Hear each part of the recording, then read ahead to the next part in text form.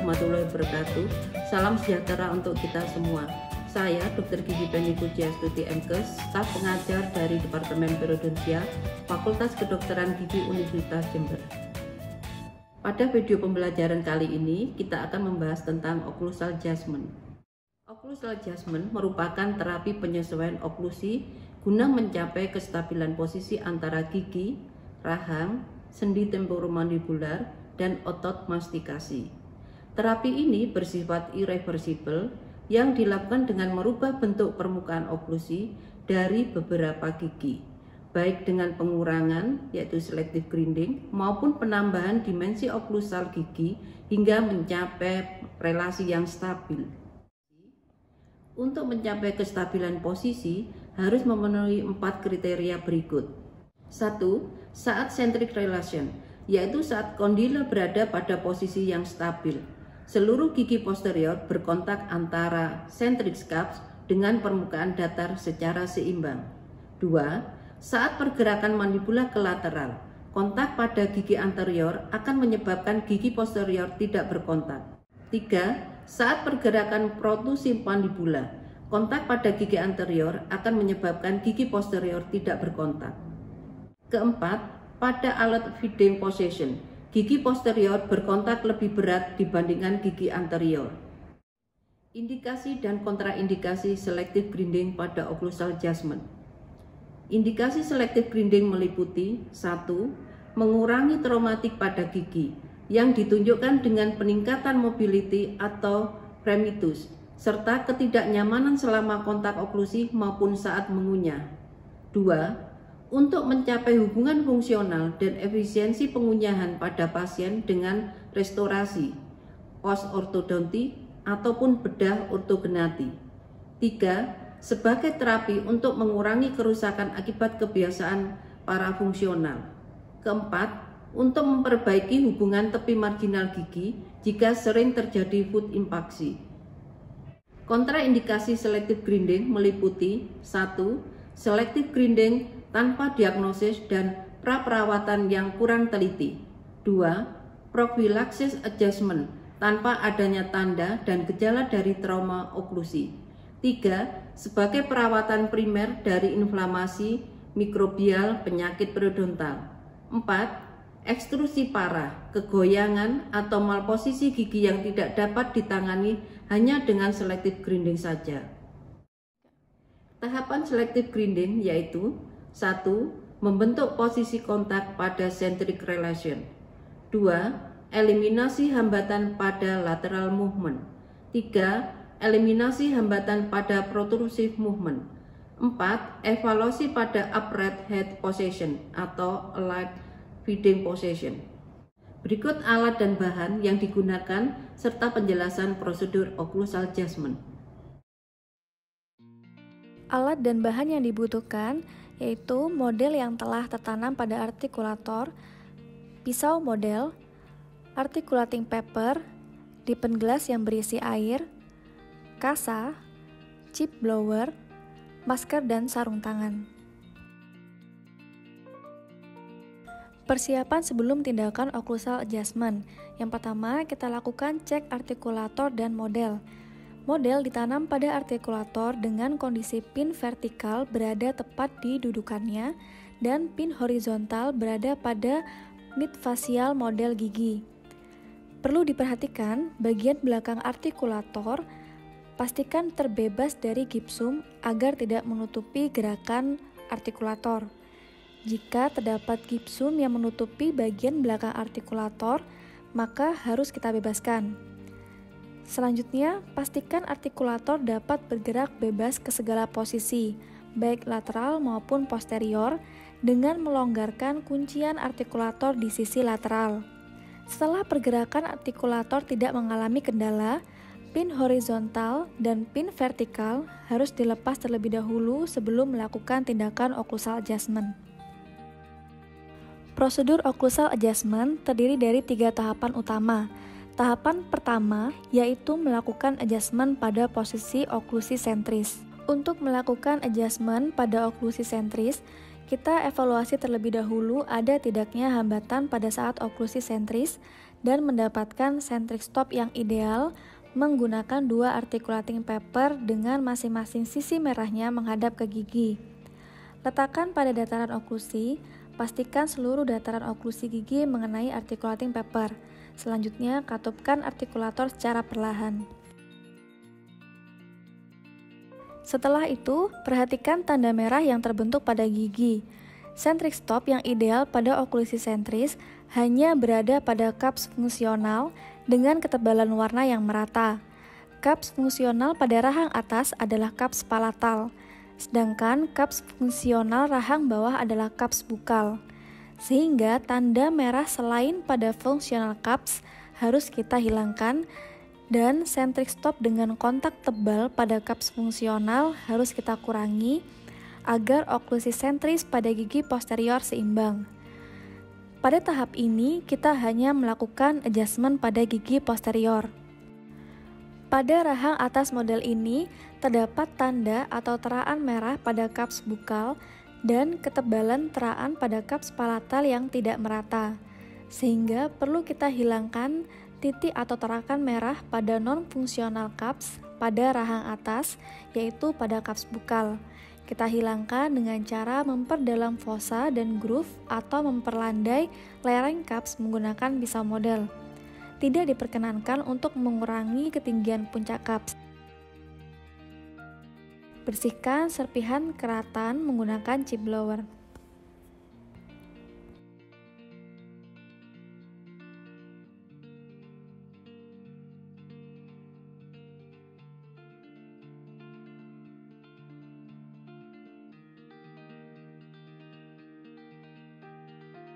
Setelah seluruh teraan merah pada cups non-fungsional gigi posterior dieliminasi, kita lakukan penyesuaian titik atau teraan merah pada cups fungsional yang teraannya tebal dan tidak merata.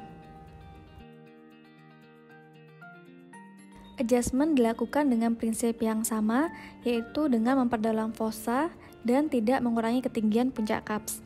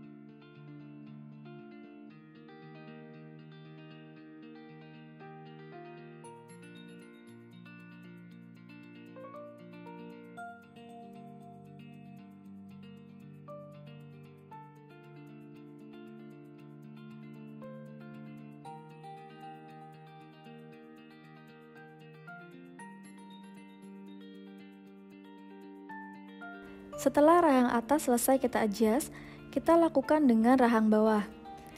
Di sini dapat kita lihat pada rahang bawah terdapat teraan merah pada cups lingual yang merupakan cups non-fungsional. Selanjutnya, eliminasi titik atau teraan merah pada cups lingual. Kita hilangkan dengan cara yang sama, yaitu dengan memperdalam fossa atau memperlandai lereng cups menggunakan pisau model. Tidak diperbolehkan mengurangi ketinggian puncak cups. Bersihkan serpihan keratan menggunakan chip blower.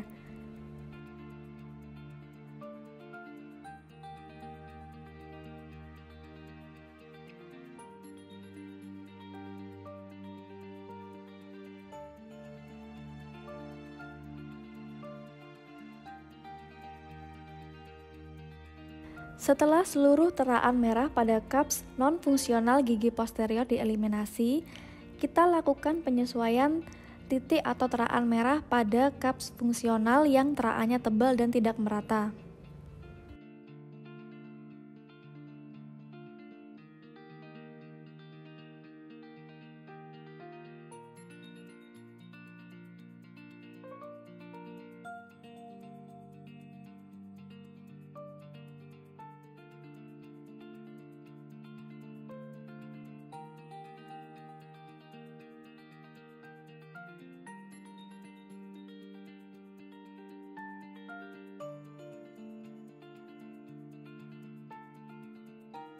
Setelah dilakukan adjustment, kita cek kembali centric stop menggunakan articulating paper.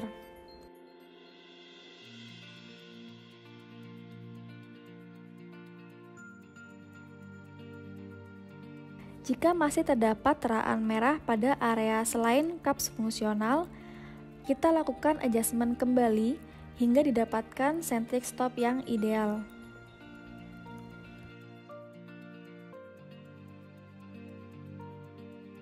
Tidak diperbolehkan mengurangi ketinggian puncak caps. Bersihkan serpihan keratan menggunakan chip blower.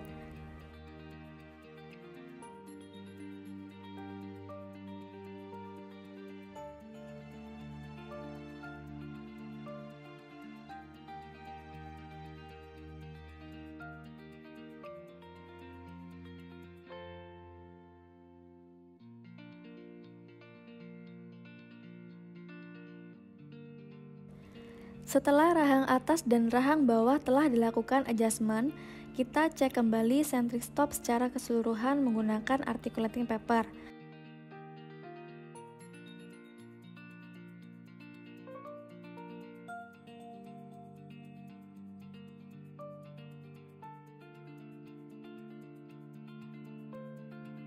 Tahapan kedua pada occlusal adjustment yaitu melakukan adjustment pada lateral movement. Tahap kedua ini dapat dilakukan jika adjustment pada centric stop telah selesai dilakukan. Hambatan kita tandai menggunakan dua articulating paper dengan masing-masing sisi birunya menghadap ke gigi. Sebelum kita mulai tahapan ini, kita harus mengetahui terlebih dahulu daerah working side dan balancing side. Working side merupakan sisi mandibula yang bergerak menjauhi garis median. Sedangkan balancing side merupakan sisi mandibula yang bergerak mendekati garis median. Namun karena pada artikulator yang bergerak adalah rahang atas, jika kita gerakkan artikulator ke kanan, maka area working side adalah regio 1 dan 4. Sedangkan area balancing side adalah regio 2 dan 3. Sebaliknya, jika kita gerakkan artikulator ke kiri, maka area working side adalah regio 2 dan 3, sedangkan area balancing side adalah regio 1 dan 4. Selain itu, kita juga harus menentukan tipe oklusi pada area anterior dengan cara kita gerakkan ke sisi lateral. Pada saat posisi ini, kita amati kontak pada gigi anterior. Di sini dapat kita lihat hanya gigi canines yang berkontak dan pada gigi posterior tidak terdapat kontak. Posisi ini kita sebut dengan canine guidance. Namun, jika pada posisi ini yang berkontak adalah gigi premolar, maka kontak tersebut merupakan kontak functional group guidance. Karena pada model ini merupakan canine guidance, maka hasil adjustment nantinya yang kontak hanya gigi anterior saja. Tidak boleh ada kontak pada gigi posterior, baik pada working side maupun balancing side. Gunakan articulating paper warna biru dan pastikan seluruh dataran oklusi gigi mengenai articulating paper. Selanjutnya, gerakan artikulator ke arah kanan. Untuk melakukan adjustment pada lateral movement, prinsipnya yaitu mengurangi seluruh teraan warna biru yang tidak bertumpu dengan centric stop. Adjustment dilakukan pada area balancing side terlebih dahulu, kemudian dilanjutkan adjustment pada area working side.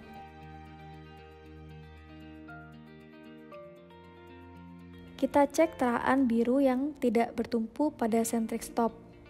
Kita mulai dari area balancing site, yaitu pada sisi kanan mandibula atau pada regio 2 dan 3.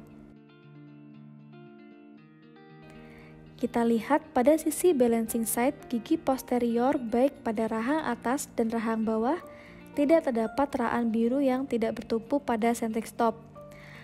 Namun, apabila terdapat teraan biru pada cups non-fungsional area balancing site ini, maka kita lakukan pengurangan dengan prinsip anti-bull atau anti-buccal upper, lingual lower, sehingga pengurangannya hanya dilakukan pada teraan biru yang tidak bertumpu pada centric stop di cups palatal untuk rahang atas dan pada cups buccal untuk rahang bawah.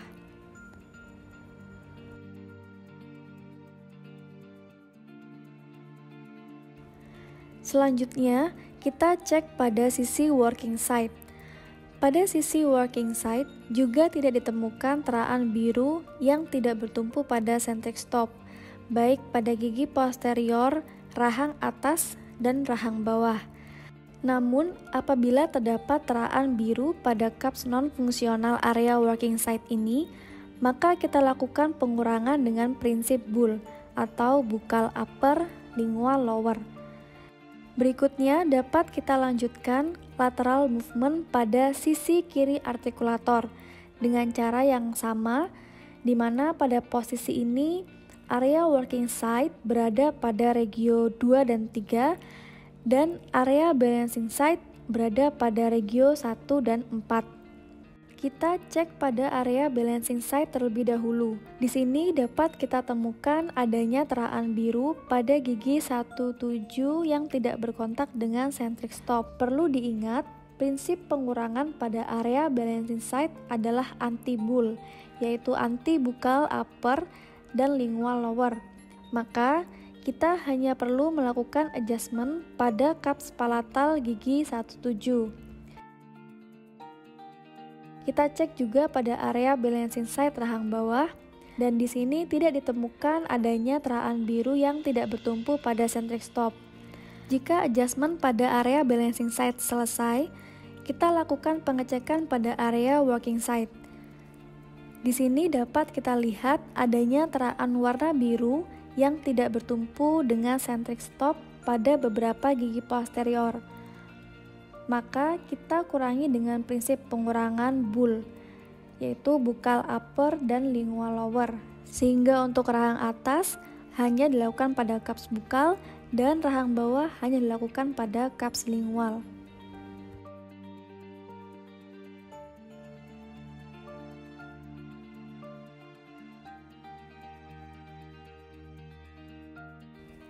Setelah dilakukan adjustment, kita cek kembali menggunakan articulating paper warna biru pada pergerakan artikulator ke kiri. Jika masih terdapat teraan warna biru yang tidak bertumpu pada centric stop, maka kita lakukan pengurangan kembali dengan prinsip yang sama hingga tidak ada lagi warna biru yang tidak bertumpu pada centric stop.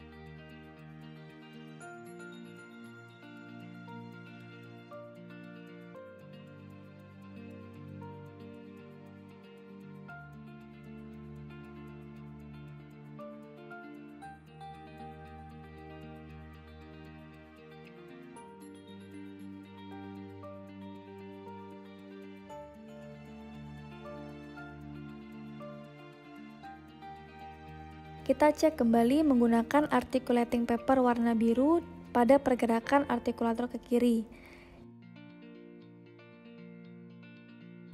Berikutnya, kita dapat melakukan pengecekan kontak pada gigi-gigi canines. Kita koreksi adanya kontak berat pada gigi-gigi canines dengan meruncingkan insisal dan melandaikan lereng insisal, hingga kontak gigi canines tidak berat dan pergerakan ke lateral menjadi lebih ringan.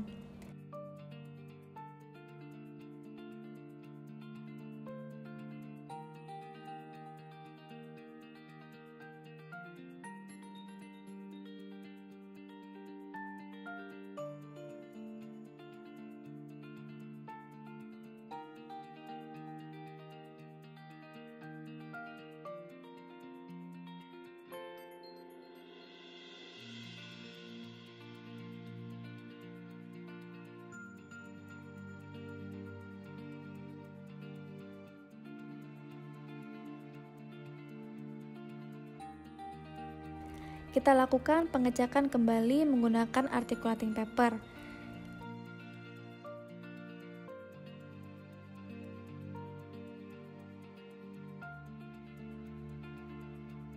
Jika selesai adjustment pada tahap ini, kita lanjutkan ke tahapan ketiga occlusal adjustment, yaitu protrusive movement. Pada tahapan ketiga occlusal adjustment, kita melakukan adjustment pada protrusive movement. Kita masih tetap menggunakan articulating paper warna biru pada kedua sisinya. Kita letakkan pada dataran oklusal, kemudian gerakkan artikulator ke posterior dengan cara menekan kedua sisi artikulator secara bersama. Pada pergerakan ini, kontak hanya terjadi pada gigi anterior, sedangkan pada gigi posterior tidak boleh ada kontak. Kita cek teraan warna biru pada gigi-gigi anterior. Di sini dapat kita lihat tidak terdapat kontak yang berat pada gigi anterior yang ditandai dengan tidak adanya teraan warna biru yang tebal. Kotak gigi anterior pada protrusive movement cukup baik pada model ini, sehingga pada kondisi ini tidak dilakukan adjustment. Namun, apabila terdapat kontak berat pada gigi anterior, maka dapat kita lakukan adjustment dengan prinsip pengurangan yang sama, yaitu dengan mengurangi sisi miring atau sisi lereng insisal tanpa mengurangi ketinggian. Jika seluruh tahapan selesai, kita dapat mengevaluasi kembali ada tidaknya hambatan saat pergerakan. Berikut merupakan hasil dari occlusal adjustment yang diharapkan, di mana kontak hanya terjadi pada gigi anterior dan cups fungsional pada gigi-gigi posterior dengan titik kontak yang seimbang antara centric stop maupun titik kontak saat pergerakan lateral dan protrusif.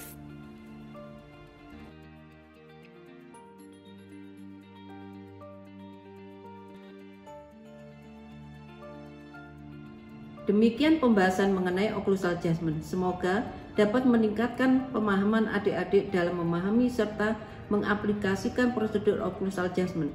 Sampai jumpa di video pembelajaran selanjutnya. Wassalamualaikum warahmatullahi wabarakatuh.